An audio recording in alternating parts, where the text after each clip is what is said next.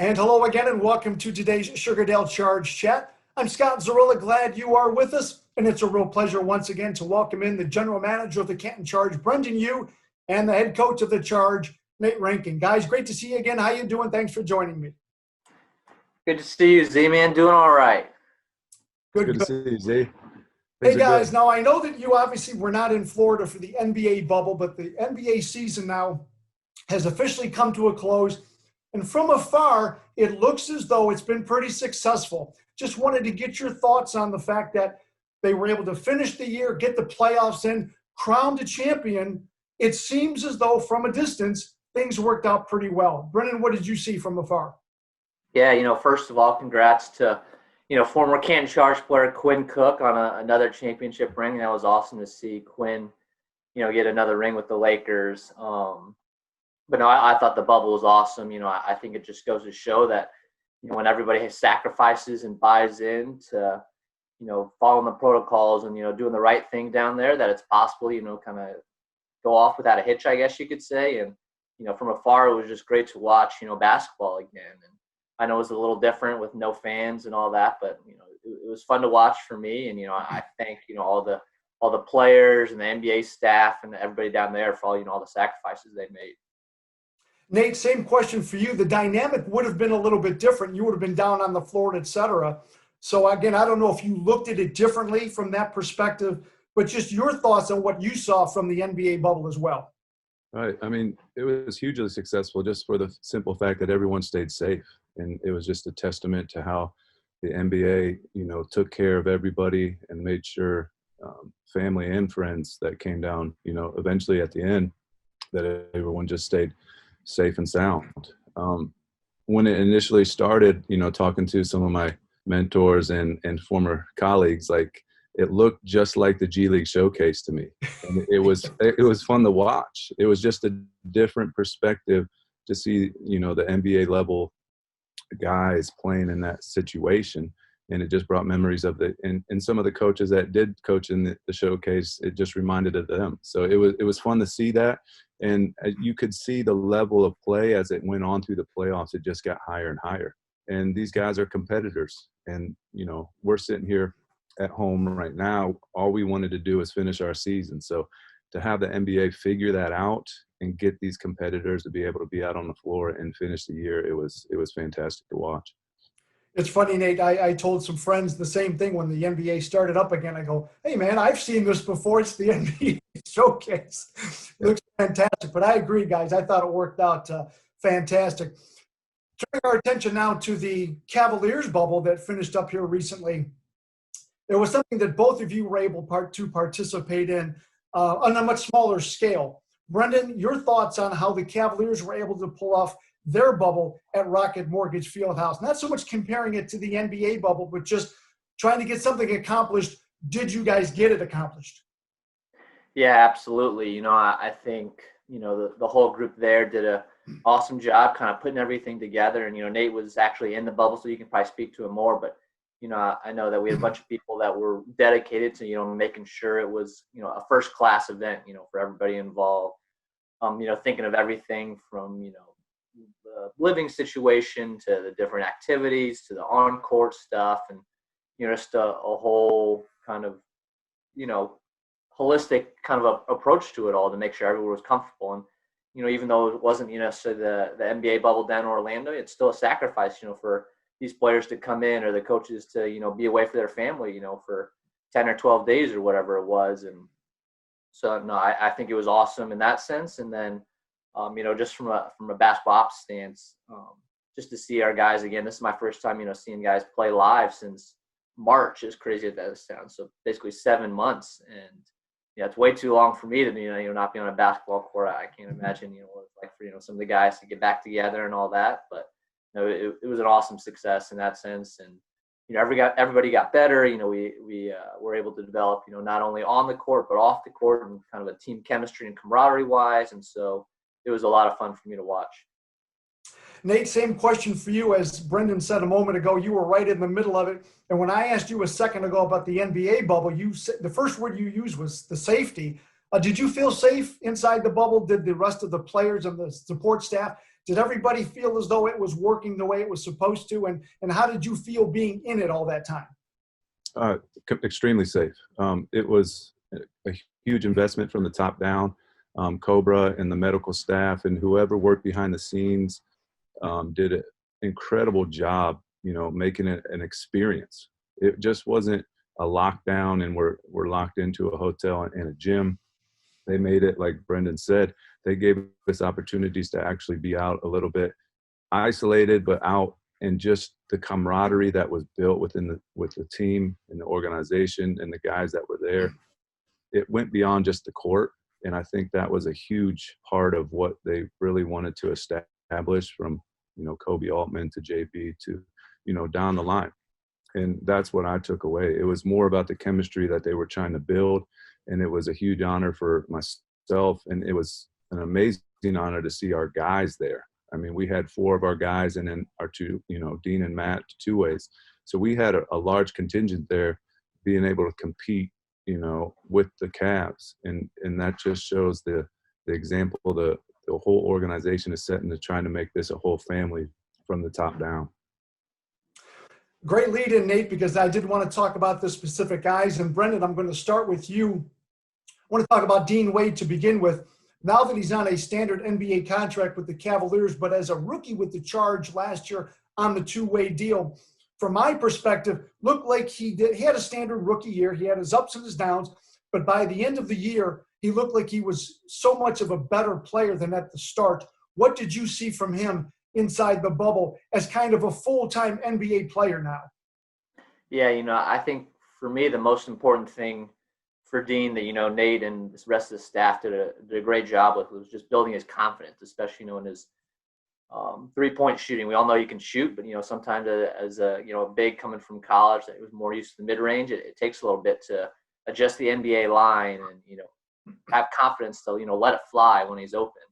And that's one thing that I think he did an outstanding job of in the bubble, is just kind of letting it fly. And, man, there were days where he made 3, 4, 5 shots in a row, and then there were days where he'd miss 2 or 3 shots in a row, but then he'd come back and shoot the next one. So I was really happy, to see him do that. And, we all know he can shoot from, the Can days. So it was great to see, the rest of the Cavs staff who maybe didn't get to watch as many Can games kind of see that. And he opened a lot of eyes there. And then defensively, I thought he was really, really good as well. He did a good job on switches and staying in front of guys. So, I think Dean was awesome in the bubble. Hey, Nate, let's turn our attention to Matt Mooney, somebody that came along about midway through the Charge season last year. As well as Canton was playing without him, I thought he really took them to the next level. He had his rookie season behind him, his time in the bubble. How do you think he competed? Because he seems like one of those kids with real high intensity level. Seems like a real competitor. I would have thought that the bubble would have been really good for him to bring out his competitive juices. What did you see? It was. And, Matt, he's been working consistently throughout, this time off. So he came in ready to establish himself. And there's potential spots that maybe he could grab. So he comes in with that mindset where he wants to take somebody's spot. And his basketball IQ is extremely high. He's a hard worker. He's going to do what he needs to do to find a way to succeed, as you've seen in his career. I mean, from Texas Tech to coming in when he began with Memphis, their team there was highly successful. And then the way he fit in with us halfway through the year is not an easy task. And he did that. He finds a way. And that's the main part with these guys, is just trying to find a way to stay on the floor. And he does that with his IQ. His shooting ability is getting, better and better because of the time he puts in and the work he puts in. And, he can be a really, really solid point guard. Hey, Brendon, back to you. Let's talk about Vince Edwards, a guy that he came into the Charge season late as well. But I thought in the time that he was there, he showed a lot of what basketball players need to be these days, a lot of the intangibles. As a guy like yourself who's always looking for talent, what did you see in him? And was part of it just, again, his size, his athleticism, his abilities? How did he fit in with the Cavaliers bubble at the NBA level? Yeah, part of the reason, we traded for Vince in the first place is, he's got, championship pedigree, winning a a G League championship, with the Vipers the season before. So he was kind of the piece to help kind of put us over the top. And I think you kind of saw too, he was rounding into form, after being traded midseason. Like they said it's tough, coming into a new team, and he was coming into form and was able to build off that momentum in the bubble. I think, he's just such a high IQ basketball player, and, provides versatility, able to kind of play 2 or 3 different positions. And he fit in, seamlessly with the Cavs. He was able to knock down open shots. He's a guy that's always going to make the right play, whether it's the extra pass or, boxing out for a rebound and things like that. So, he fit in seamlessly up here. Hey, Nate, I want to talk about somebody who really might epitomize really what the NBA G League is all about, and that would be Sir Dominic Pointer, Cavaliers' second-round pick back in 2015. Didn't have much of an offensive game, but you could see the defense was there, and a lot of the foundation of being a good defensive player were there. I really want to get your thoughts, because I would imagine as much as he's grown in those 5 years, I'll bet you he probably fit in real nice in a lot of ways with the bubble recently. What would you say? What did you see? Yeah, I mean, we always say Dom is Dom. It doesn't matter what level he's playing, he finds a way. And it may be unorthodox, he may be out of place, but he can recover like no one it's just a rare talent that he has. His timing, his ability to see things defensively. And he's really worked on his shot too. And that surprised us in the bubble. He came, especially on a lot of the 5-on-0 and script and things like that. He was knocking down threes consistently. So he was showcasing something that maybe, up above hadn't seen yet. And then again, there's always situations with Dom where he may not be in that defensive spot, but he knows where he's supposed to be. He just plays the game because he knows of his skills. So where another coach that hadn't been around him much might be like, well, he's not in the right spot. I'd be like, I understand that, but watch this. And he will just come out of nowhere, get a block, make a steal, make a play. Yeah. And he's just fun to play with. I mean, he's one of those guys that you want on your side because you know the effort he's going to put in every night when the lights go on. Hey, Brendon, let's move to the bigs, because we all know that the game of basketball is extending away from the basket. But I thought Marquise Bolden showed last year with the Charge, and just his skill level and his abilities. I think he's one of those guys that kind of says, hey, don't forget about us big guys. There is still room for us at the basketball, regardless of the level. What did you see from him inside the bubble? And do you agree with me that, again, although everybody's trying to shoot threes these days, there's something to be said about a guy like Marquise and the skill set that he does bring to the game? No, absolutely. I mean, you just look at the NBA Finals, a guy like Anthony Davis or Dwight Howard, they really impacted the game with their size and length around the rim. And, that's what Queese brought. Unfortunately, Andre Drummond wasn't able to, make it to our bubble due to personal reasons. So, Queese was kind of the default big and kind of the, Andre Drummond replacement, I guess you could say. He ran a lot with the starting lineups, in the bubble, and provided that, like you said, interior presence on both ends of the floor. Queese runs the floor so well on both ends and get those early deep seals, and shoot, when you're 7 foot, and as big as him, you get the ball underneath the rim, it's going in. It's a dunk or, a little jump hook. And he's skilled as well, and, showed some shooting touch that, we've seen him kind of develop. And I think that's going to continue to be part of his game. But defensively, I think is, where he can really make an impact, just protecting the rim. He had a lot of blocks and just rebounds and just deters a lot of shots around the rim. So I was happy to see Queese, play well for us. Nate, let's wrap it up. We'll talk about Levi Randolph, Mr. Reliable, about 16 points a game, but you knew you were going to get what you needed from Levi every game with the Charge last year. Had a late 10-day contract with the Cavaliers last year. Didn't really have much of an opportunity to show what he could do. Here with a full-time opportunity, how do you think he showed out? Levi showed out well, extremely well. Like you said, Z, he's a pro's pro. He can fit in anywhere. He's got a skill set that's all around. Defensively, he's always in the right place. He's someone you rely on. You know what you're going to get night in and night out, and that's a skill in itself. And not have to worry about, you can just let him do his thing. And, he's always asking questions. He wants to know what the right thing is to do, where the right place to be. And the way he's grinded for the last couple of years is a testament to him. And he keeps getting better every year. So as successful as he is, he's still hungry. He wants that chance. And this was one in the bubble that, he fit right in. And you couldn't tell, if he was a Cavs player or a Charge player. And that was the great thing. He, in my mind, he could easily be in an NBA jersey. It's just the right fit, right place, right time for someone like Levi. And he's someone you're rooting for. And hopefully, with his career moving forward, with what happens next season, that, he gets that opportunity. Well, guys, we've talked a lot about your perspective of the bubbles. Brendon, I want to get your thought. Did you talk to any of the guys when the bubble kind of wrapped up? Hey, how about that? Bubble wrap. Did you talk to any of the players and get their feedback on how things went inside the bubble?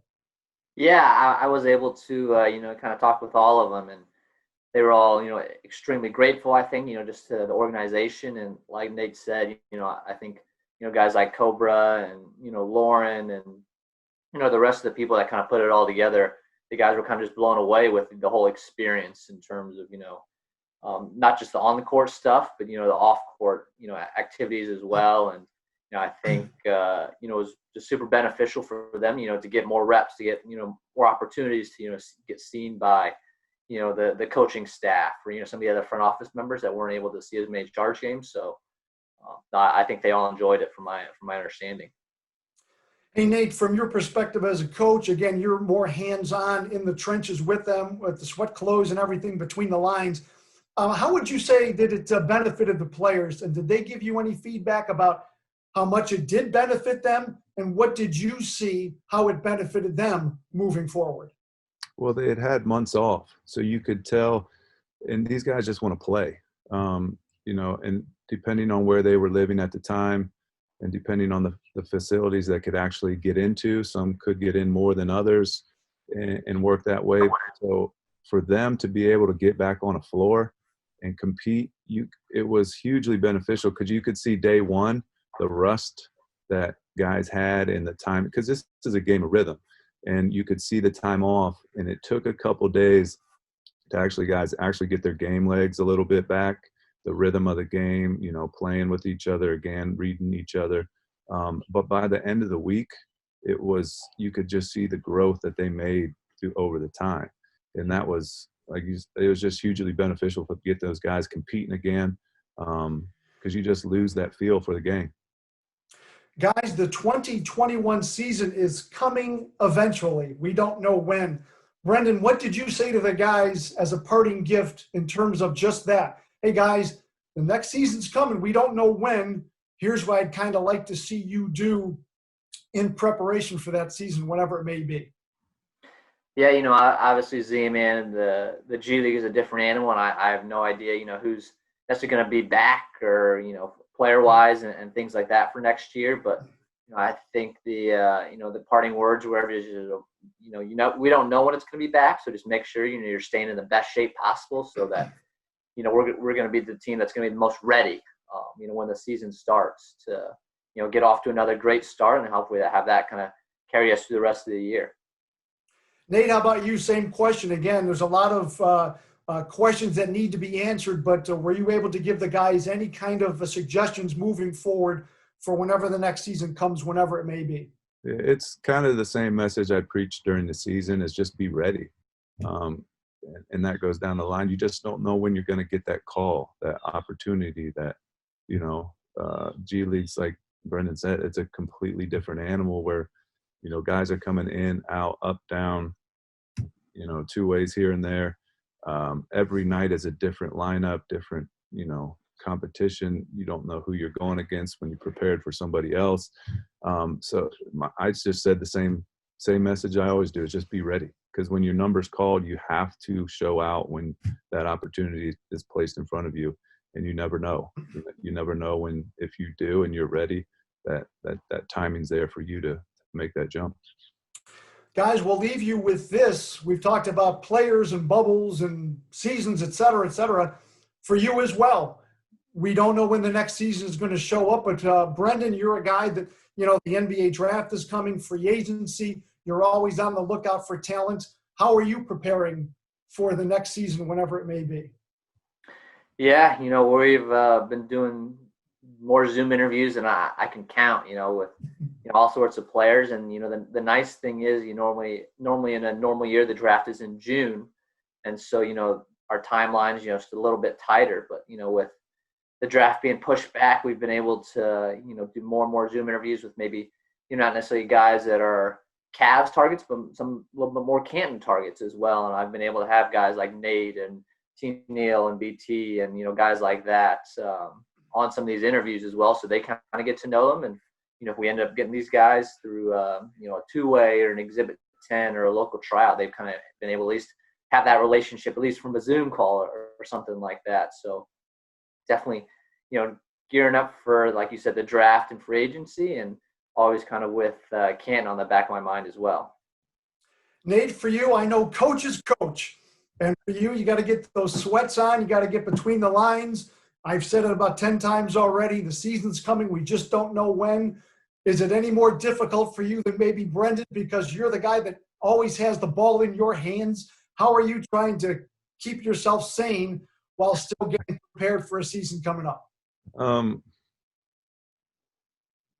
Just watching a lot of games. And like Brendon said, like, we're on Zoom calls with some of these players. So, you know, you're just kind of preparing a little differently this year, playing the waiting game. But it's also a chance, you know, to watch a lot of games, even overseas games, like Malik, JP, Ja'Cory, like previous guys in the past, they're playing right now.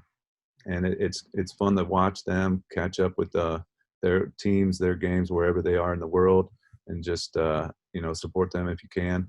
And that's the way to, you know, that's how I'm doing it. And, you know, you're watching games and you're stealing stuff from, I mean, coaches are thieves. So you steal different ideas from other coaches, and, you know, and the guys, you know, and the colleagues, you know, you're making phone calls and just checking in on each other and seeing if anybody has any ideas, and you talk through strategies, et cetera, and things like that. Just try and keep your mind right. Well, Brendon, you and Nate Reinking, thank you as always for the time. Great to catch up with you. All the best. Stay as in touch with basketball as you can, like we all are, because we hope to see you guys around the basketball court, hopefully at the Canton Civic Center real soon. All the best, guys. Thanks again for stopping by today. Thanks, Z-Man. And to all of our viewers, we want to thank you for joining us as well, for tuning in to today's Sugardale Charge Chat. All the best. Stay safe, because we want to see you at an upcoming Canton Charge game real soon.